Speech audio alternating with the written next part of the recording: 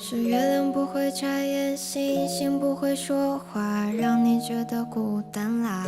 可能是太阳熬夜太晚，运动们都太懒，忘了帮你编童话。可能它出现在未来，没出现在现在，不小心搞了你的时差。可能是你所谓的转角是其他人的局限，所以没法给你个回答。一个人